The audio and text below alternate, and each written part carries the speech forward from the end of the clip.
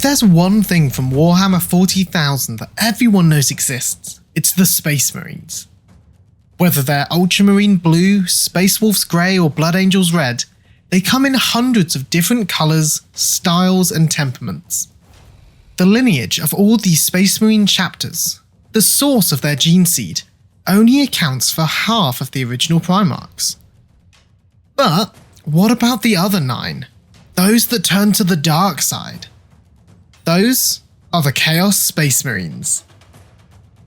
The Heretic Astartes are those of the 9 Traitor Legions, those whose Primarchs sided with Horus in the appropriately named Horus Heresy.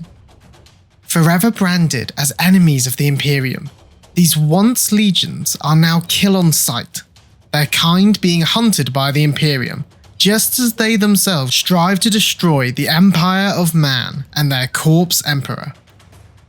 These veterans of the Long War strike out from their bases within the Warp, leading raiding parties and crusades against human worlds in the service of their Dark Masters. Of those original 18 legions, the Iron Warriors, Thousand Sons, Emperor's Children, Night Lords, World Eaters, Death Guard, Word Bearers, Alpha Legion, and of course, the Sons of Horus were those who sided with the War Master in his efforts to overthrow the Emperor of Mankind. We'll cover the heresy in more detail in the future, but it's not the biggest spoiler in the world to say that they weren't on the winning side. Beaten back into the Warp, the forces of the Great Traitor lost in their Siege of Terror. Since then, 10,000 years have passed, and many of the legions have broken up into smaller war bands. The Sons of Horus themselves are now a relic of the past, those who wore their colours now donning the black armour previously reserved for the Justaeran, becoming the Black Legion. At their head, leading the Black Legion for the past 10,000 years, stands Abaddon the Despoiler. Armed with the Demon Blade Dracnian and the Talon of Horus, his Primarch's power claw that he tore from their dead body, he commands the Black Legion, leading his warband and others sworn to him in grand-scale conflicts against the Imperium. These Black Crusades, as they are known, each time are repelled back into the Warp, but each is a carefully armed strike into Imperial space. For humanity, each is simply a failed attempt to do that which Horus previously failed in himself, but for Abaddon, they were each successful in their own unique purpose. This became apparent during the 13th Black Crusade, where with the knowledge and weapons gathered during the dozen previous attempts, Abaddon broke the fortress planet of Cadia apart and ripped open reality. By dropping basically a 40k equivalent of a Death Star onto the planet's surface, the world was shattered. The grand bastion that had held against the forces of chaos for the last 10 millennia finally breaking against the might of chaos. The destruction of the world also destroyed the forces that held the Eye of Terror at bay. This rift in real space that reached into the Warp suddenly stretched out, the Eye truly opening and forming a rift that literally cut the galaxy in two. Known as the Cicatrix Maledictum, this was the culmination of all of Abaddon's plans. He had broken reality, and he and his demonic Primarch allies were one step closer to Horus's original goal. Unlike a fair few of the loyalist Primarchs, for the most part the traitors remain till this day. All, however, are changed by their time within the Warp. So far, Magnus, Mortarion and Angron have all made their appearance in the modern day of 40k, taking to the tabletops with stunning miniatures and thematic rules. More importantly, they've also opened the door for the return of the rest of the Primarchs. So far, both Guilliman and the Lion have awoken to battle their now demonically empowered brothers, and time will only tell which of these demigods will join the fray next.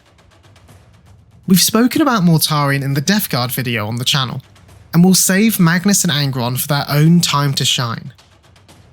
With the Primarchs changing, you'd think it'd be a safe bet that their Marines have been affected by their time in the Immaterium also. And you'd be right.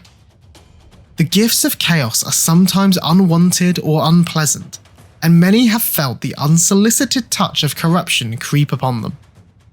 For many more, however, these changes have been welcomed with open arms, their desire for power and their faith in the dark gods leading them to actions we would never conceive or consent to.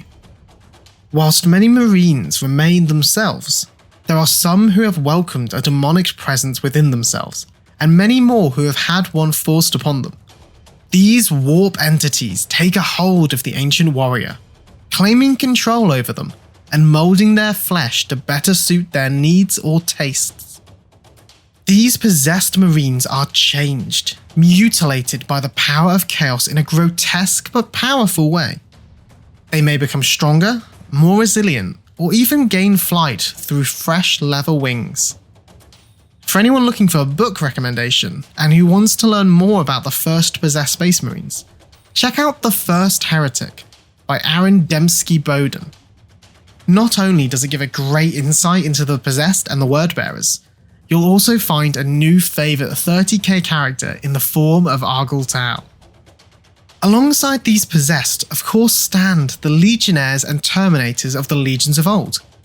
Their armour tends to be a bit more spiky now, and in places it is fused with the Marine beneath, their armour and weapons becoming a part of them, an extension of their gene-crafted flesh.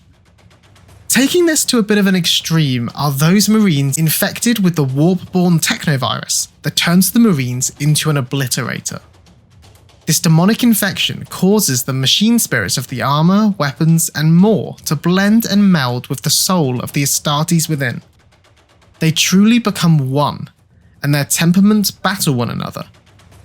Eventually, as they touch enough weaponry, they become hulking brutes of guns and munition, driven by their machine spirit's desire to be used and to kill. Often controlled by warpsmiths and greatly sought after by any champion of chaos, they are killing machines, living weapons who pack a punch for any occasion. They are rare and traded and sold between warlords at a high price. Armed with a cadre of obliterators, a Chaos Lord can bring great devastation down upon his enemies. Now, Marines made into fleshy constructs is one thing, but the demonic possession within the ranks of the Heretic Astartes doesn't stop with the Marines themselves. Unlike the coaxing of a demon into a mortal frame, the Warpsmiths of Chaos are capable of binding an unwilling demon within a machine, trapping this warp entity within a body of steel and cables. These engines of war, these demon engines, are then bludgeoned into submission, their rage caged until the time for battle arrives. Then, they are sent out into the lines of the enemies, their guns blazing and their claws venting all of their anger and frustration upon their foe. It is a dangerous process to cage a demon, but it's well worth the hazard for the destructive effects a Maulafine, Defiler, or a Chaos Titan can unleash.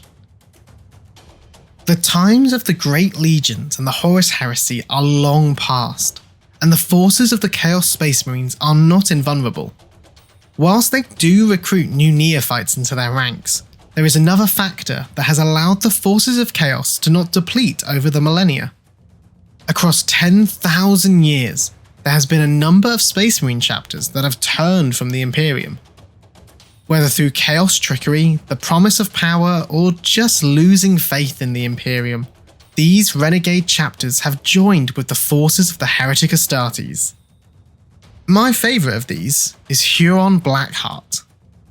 Once the chapter master of the Astral Claws, Luft Huron was tasked with defending the Babdab system from the predatory forces beyond the Maelstrom Rift nearby.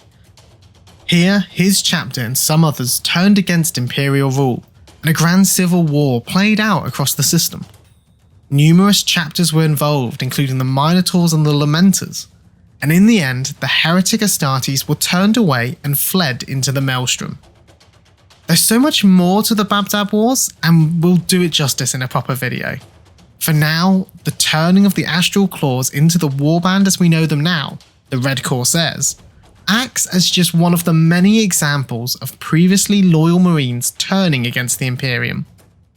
Even 10,000 years after the events of the heresy, the Imperium still fights against the traitor marines and the initial will of Horus.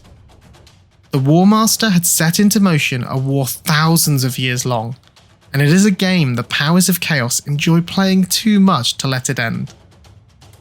The Chaos Space Marines have so much story behind them, as you can probably already see from just touching on the various legions and the Red Corsairs.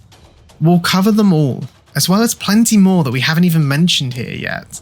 For now though, we'll leave the arch traitors here, waiting in the warp for their chance to invade the channel once more. If you've enjoyed the video, consider clicking the like button, and if you've got an idea of what we should cover next, let me know in the comments below. As always, thanks for watching, and I'll see you next time.